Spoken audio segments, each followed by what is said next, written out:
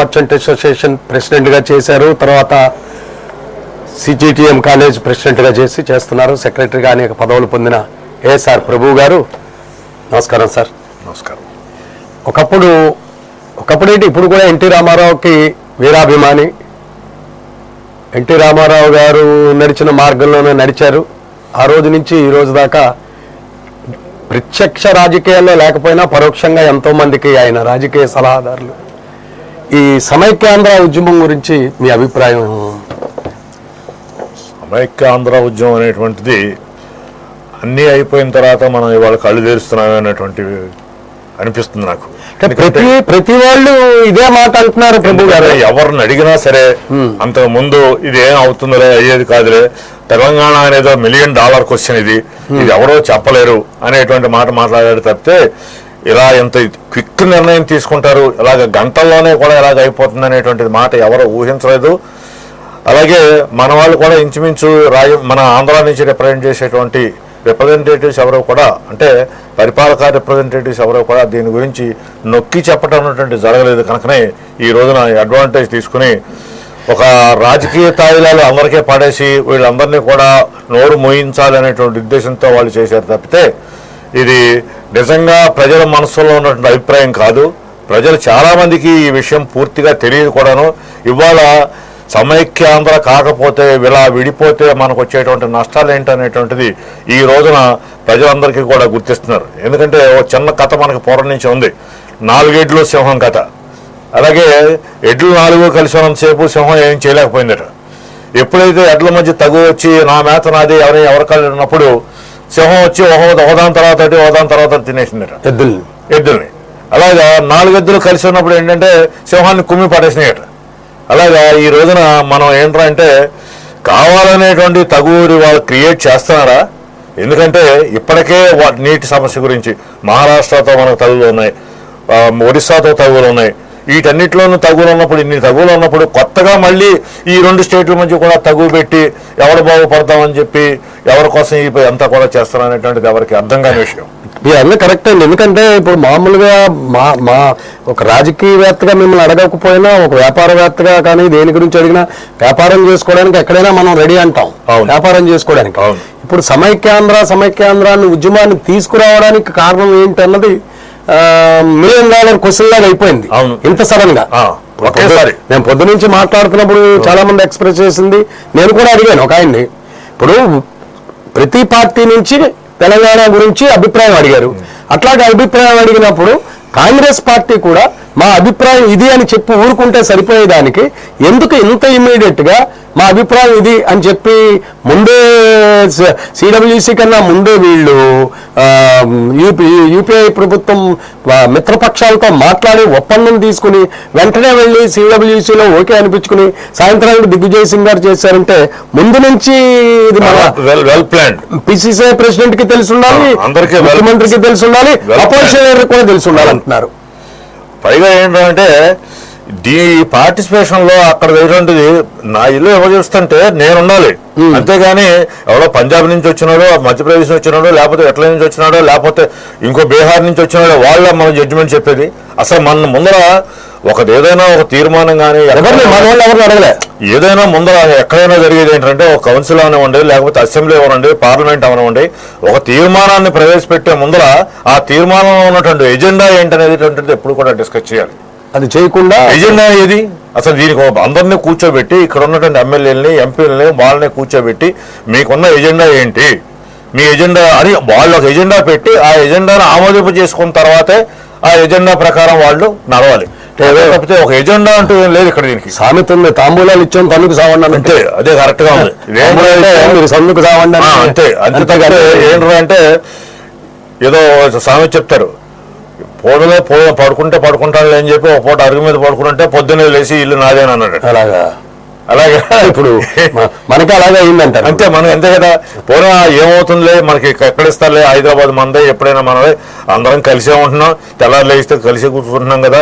అలాంటప్పుడు ఎందుకు జరుగుతుంది అనేటువంటిది అనుకుంటే ఇవాళ హైదరాబాద్తో సహా మేము 10 రాష్ట్రాలు ఇచ్చేస్తాం, ఉమ్మడి రాజధాని మీరు పంచుకోండి అనేటువంటివి, ఉమ్మడి రాజధానిలో మీరు ఉండండి, 10 ఏళ్ల తర్వాత మీరు ఎక్కడ ఏడిస్తారో మాకు అనవసరం అనేటువంటి భాష మాట్లాడటం మటుకి చాలా కరెక్ట్ కాదు. ఉద్యోగస్తులు కూడా అలాగా భయపెట్టి, అది ఉద్యోగస్తులను భయపెట్టేటువంటిది సహించడానికి అసలు. ఉద్యోగస్తులనే భయపెడుతున్నారంటే నిజంగా రేపు పొద్దున మన ఆంధ్రప్రదేశ్ లో ఇప్పుడు మన వాళ్ళు ఉన్న వాళ్ళు మనం ఎంత భయపడాలి, ఇక్కడ వాళ్ళు ఎంత భయపడాలి? ఉద్యోగస్తులు ఏంటి, అలాగే అనేక రకమైనటువంటి ప్రాపర్టీస్ కానీ, వ్యాపారాలు కానీ, మరొకటి కానీ, మరొకటి ఉన్న వాళ్ళందరూ కూడా ఇవాళ నేను నా అభిప్రాయం ప్రకారం అయితే 1972లో ఉద్యమం వచ్చినప్పుడు ఆ ఉద్యమంలో నిజంగా అప్పుడే విడిపోయినట్టయితే ఎవరు డెవలప్మెంట్ వాడు చేసుకున్నాం, ఎవరు రాజధాని ఎక్కడో అక్కడ నిర్మించుకుందరు, ఈ రోజుకి వాళ్ళందరూ కూడా సెటిల్ అయిపోయి ఉండి ఎవరికాడనేది. ఇవాళ హైదరాబాద్లో నా రాజధాని నన్నది అని చెప్పుకునేటువంటి హైదరాబాద్ నీది కాదు అనేటువంటి మాట వస్తే మటుకి ఎవరికైనా చాలా బాధాకరంగా ఉంటుంది. 10 జిల్లాలు చేసుకున్నా ఎవరికి బాధ లేదు, హైదరాబాద్ దగ్గరికి వచ్చేప్పటికే మనకు కూడా చాలా కొంచెం నేను ప్రతిసారి కూడా ఒక సామెత చెప్పేవాడిని, ఇవాళ ఉన్న ప్రతి ఊళ్ళోనూ కూడా అమెరికాలో ఉద్యోగం చేసుకునేవాడు ఒకడు ఉన్నాడు. అలాగే ప్రతి ఇంటి నుంచి కూడా కోస్తా ఆంధ్ర కానీ లేకపోతే రాయలసీమ ఆంధ్రలో కానీ లెక్క వేసుకున్నప్పుడు ప్రతి ఇంటి నుంచి హైదరాబాద్ లో సెటిల్ అయినాడు ఒకడు ఉన్నాడు. హైదరాబాద్ లో సెటిల్ అయిన వాళ్ళు ఉన్నారు, హైదరాబాద్ లో పెళ్లి చేసిన వాళ్ళు ఉన్నారు, ప్రతి ఇంటి నుంచి కూడా హైదరాబాద్ లో బంధువు అంటూ ఉన్నాడు. కరెక్ట్. అలాగా హైదరాబాద్ లో మనం ఒక సత్సంబంధం ఏర్పరచుకున్నాం. ఇవాళ నిజంగా ఆ వేళ ఒక బానిస బతికినటువంటి వాళ్ళందరికీ కూడా ఇవాళ మనం ఒక ఆదర్శంగా నిలబడి ఇవాళ వాళ్ళందరికీ కూడా ఒక అవకాశం కల్పించాం. అలాంటిది ఆ అవకాశాన్ని సరిగ్గా ఉపయోగించుకోలేక, దుర్వినియోగం చేసుకోలేక ఒక్కొక్కసారి బాధేసే విషయం ఏంటంటే మన యొక్క ప్రాంతం యొక్క గౌరవాన్ని ఏ రకంగా వాళ్ళు నిలబెట్టగలుగుతున్నారు. ఎంచేదంటే ఇవాళ దిగ్విజయ్ సింగ్ చెప్పనండి, ఇంకోటి చెప్పనండి, ఈ పరిపాలనలో నిజంగా మన యొక్క పాత్ర ఎంత, మనకు జరిగేటువంటి పాత్ర ఎంత, ఇవాళ ఇటువంటి ఎంత పెల్మెలంటే అసలు రాజ్యం ఉందా? ఇవాళ ఎవరైనా సరే ఎంప్లాయీ కాడి నుంచి చిరకుర్రాడి వరకు కూడా చెప్పేది ఏంటంటే అసలు పరిపాలన ఎక్కడ ఉందండి, పరిపాలన అనేటువంటిది ఎక్కడ ఉంది అసలు. ఏ విషయం గుంటూరు నుంచి వస్తుంటే చిన్న కుర్రాడు ఒక 6th క్లాస్ 7th క్లాస్ చదువుతున్నాడు, బస్సు గబుక్కుని ఆగితే బస్సు నుంచి కిందకి దిగి అందరం టికెట్లు కొట్టడం లేట్ అయిందంటే, ఏరా స్కూల్ లేదంటే ఎట్ల నుంచి వచ్చిందండి ఆవిడ, మన 2గా విడగొట్టేసింది అంటున్నాడు. ఏరా నీకు ఎవరు చెప్పారంటే మా తాతగారు చెప్పారండి అన్నాడు. అంటే ఇది ఉద్యమం ఎక్కడికి వెళ్ళిపోయింది అన్నది తాతగారి దగ్గర నుంచి మనవరి దాకా వచ్చింది అంటే అప్పుడే 3 రోజుల్లోనే ఉద్యమం ఎంత గట్టిగా పాకింది అన్నదానికి నిదర్శనం. ఉద్యమం ఇప్పుడు దృష్టిలో అందరూ ఇవాళ మాకు తెలిసిన బంధువు ఒక ఆయన హైదరాబాద్ లో ఉన్నాడు, ఆయన నిజామాబాద్ అయినా అంటే ఇక్కడి నుంచి వెళ్ళినాడే. ఆయన అడిగితే నేను 60-70 ఏళ్ళ నుంచి కూడా అక్కడ ఉంటున్నానండి. కానీ ఒకటి ఇవాళ యంగర్ జనరేషన్ తీసేస్తే పూర్వపు జనరేషన్ అంతా కూడా ఆంధ్ర ప్రాంతం నుంచి వచ్చిన వాళ్ళు ఏదైనా సరే మనకు వృత్తి విద్యా సౌకర్యాలు కల్పించకపోతే వాళ్ళు డెవలప్ అయిన పాటు మన ప్రాంతాన్ని కూడా డెవలప్ చేసేటటువంటి మాట ప్రతి వాడు ఇవాళ నిజామాబాద్ చూడండి, లేకపోతే వేరే ఏరియాలు చూడండి, చాలా ప్రాంతాల్లో ఇవాళ డెవలప్మెంట్ అనేది. ఎందుకంటే వనరులు అక్కడ ఉన్నాయి, ఆ వనరులు సరైనటువంటి మార్గంలో తీసుకురాలేదు. ఇవాళ నిజంగా అంటే ఒకప్పుడు హైదరాబాద్ చూస్తే ఇవన్నీ బండరాళ్ళు, 73, 74, 75 ఈ బండరాళ్ళు ఈ బండరాల్లో ఎవరికేం కావాలనేటువంటిది, ఎవడు ఏం చేసుకుంటాడు అనేటువంటిది.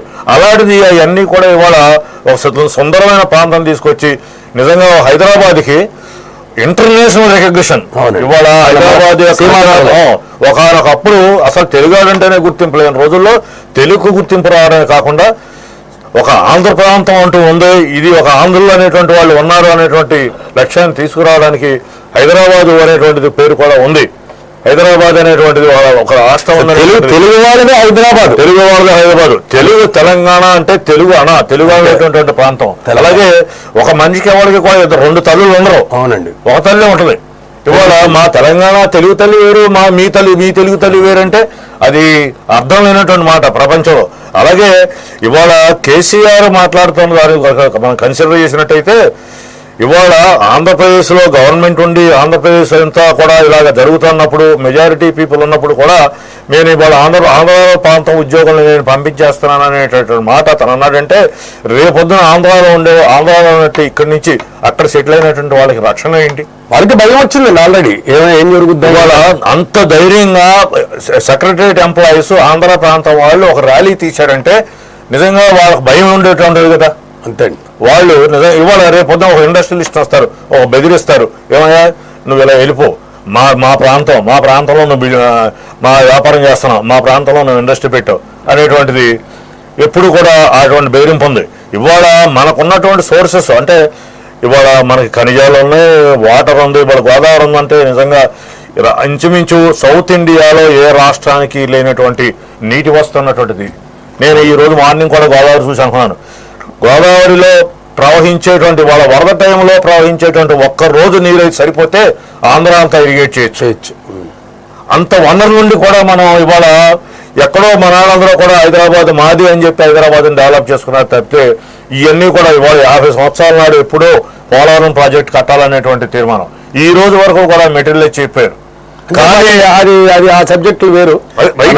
కాదు నేనేంటంటే నీకు ఈ ఆంధ్రాన్ని విడగొట్టాలన్న వారికి నిమిషాల మీద మీ అభిప్రాయం ఆంధ్రాన్ని విడగొట్టకూడదండి, విడగొట్టకూడదు. అప్పుడు సమయంలో ఉండాలి. ఇన్ని సంవత్సరాలు ఉండగా ఒక ఆంధ్రాని విడగొట్టడానికి మట్టికి ఇన్ని నిమిషాల మీద ఒక 2-3 కూర్చుని ఒకేసారి సిడబ్ల్యూ మీటింగ్, ఒకేసారి క్యాబినెట్ 8 నెలలు 9 నెలలు పడుతుందని ఒక పక్కన చెప్తామంటే లేదండి 6 నెలల్లోనూ 4 నెలల్లోనూ మేము పూర్తి చేసేస్తాం. ఏమాత్రం వాళ్ళ రాష్ట్రాల్లో మనం చేయమనండి. అసలు ప్రాజెక్ట్ బిగిన్ చేసే వాళ్ళ రాష్ట్రాల్లో ఇవాళ గులాం నబీ ఆజాద్ అంటే అతను కాశ్మీర్ లో ఎప్పుడైనా సరే అతను ఏదైనా ఒక మనిషి అంటే పలుకుబడి ఉందా? లేదు. అలాగే కాశ్మీరీ అందుకనే వచ్చి మన నెత్తి మీద ఎక్కి వాళ్ళు మన పరిపాలించేటువంటి స్టేజ్కి వచ్చింది. అంటే ఇవాళ మొదటి నుంచి మళ్ళీ అలా అడగదొక్కుతూనే వస్తున్నారు.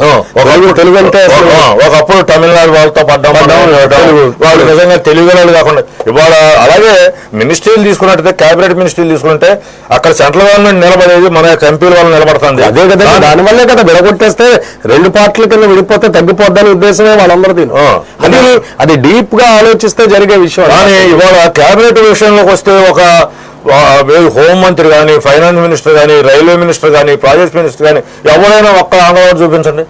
ఇవన్నీ కూడా వాళ్ళు ఆఖరికి ఏది రాజాలంటే వాళ్ళు మారన్నటువంటి వాళ్ళు డబ్బులు తినేసినా వాళ్ళనే ఇంకా కొత్త తీసుకొచ్చి పెట్టుకుంటున్నారు తప్పితే ఆనాడికి ఎప్పుడు కూడా ఒక క్యాబినెట్ హోదా ఇవ్వడం కానీ సరైన హోదా ఇవ్వడం. ఇవాళ ఈ రోజు కూడా ఇంతమంది ఎంపీలు మనం పంపిస్తే ఒక్కడు కూడా మనకి సబ్జెక్ట్ వెళ్తే మళ్ళీ ఇవన్నీ వెళ్ళిపోతాయి.